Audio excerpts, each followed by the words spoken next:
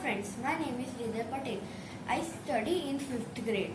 I have made a limousine car and an automatic boom barrier in RoboFun lab by using EV3 kit. The components are used in this car are two large motors, one EV3 brake and one ultrasonic sensors and other more parts. The used parts in this boom barrier are one ultrasonic sensor, one EV3 brake and one large motor. Let me tell you how it works. The ultrasonic sensor will detect the car in 20 centimeters, so it automatically open and the car can pass. Then it will automatically close. Let me show you a demo.